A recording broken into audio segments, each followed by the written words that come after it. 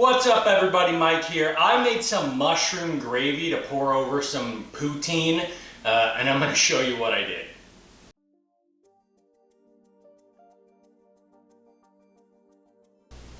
First thing that you have to do is make this mushroom stock, and everything that I need is laid out right here in front of you.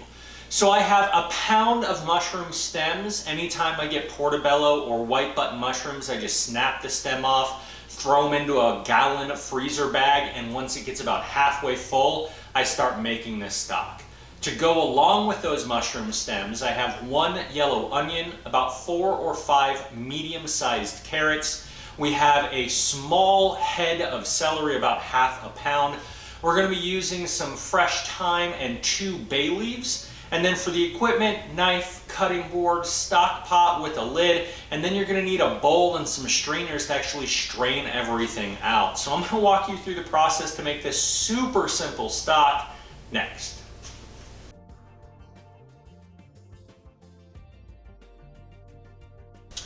Now there's not much prep work that you have to do for this dish. All that I am doing is I'm cutting the bottom chunk of my celery off and then very roughly chopping it. I'm not even taking the leaves off of anything because I'm going to be straining everything later. So dump everything into your large stock pot, including unpeeled, very roughly chopped carrots. The only thing that I do for these is I take off these tops. And then once the tops are off, all that I want to do is, again, large chunks, because I don't plan on actually eating these carrots. Toss them right into my stock pot. My onion is just going to be quartered.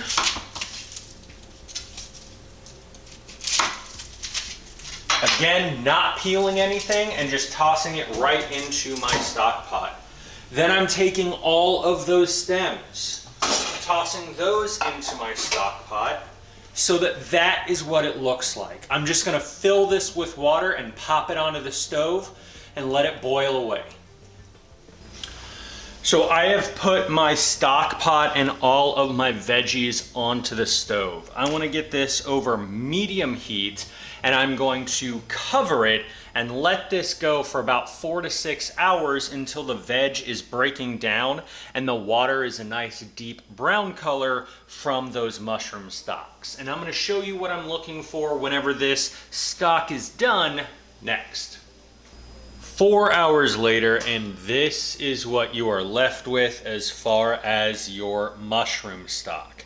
So I'm going to turn off the heat and I am going to let this cool off for just about 15 minutes so that while I'm straining it, I don't have to worry about getting a blast of steam in the face or burning myself too much. So heat is off. I'm going to leave this uncovered so that it can cool just a little bit, and then I'm going to show you what I do to strain it next. After a couple of minutes, it is time to strain, and all that I'm going to do for the first part is just move this through a colander.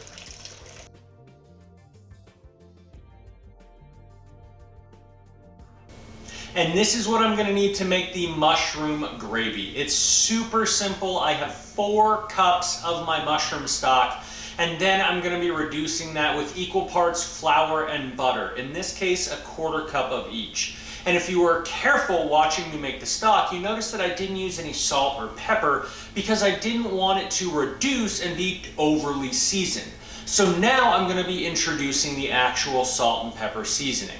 So I'm going to be doing all of that in a stainless steel pan. We're going to be needing a wooden spatula, knife, cutting board, the basics, and I'm going to walk you through how to make this gravy that has 2 nice big mushroom caps chopped up into it next.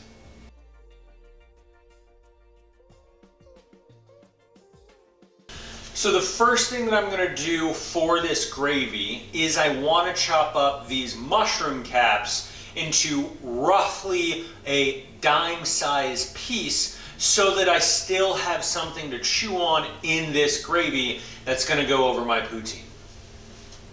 Making the gravy is super simple. I'm going to start by searing my portobello mushroom caps that I was chopping earlier. I I just have a little bit of olive oil in the pan that was nice and hot. Once the mushrooms are seared off, then you're going to move on to making a roux in this same pan with the mushrooms just by tossing in your butter and your flour.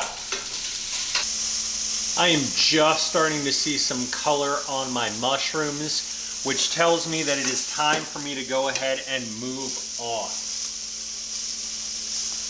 I'm going to use this opportunity to go ahead and toss in my butter and my flour.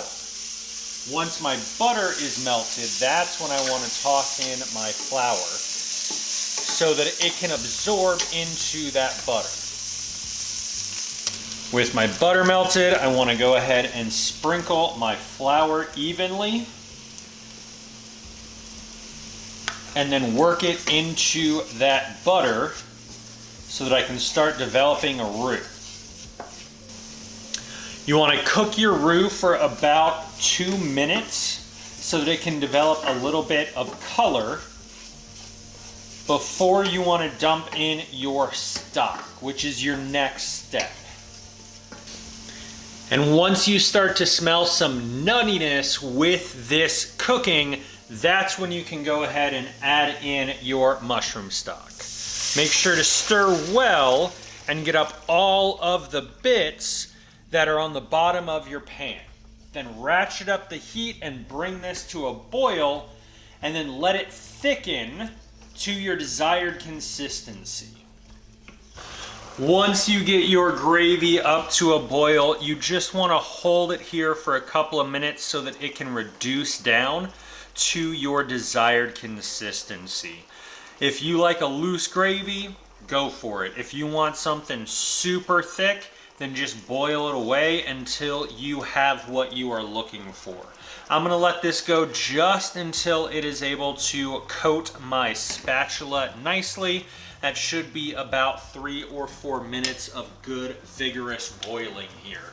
And then I'm gonna use that over some poutine, and you get to see my reaction to eating this gravy next.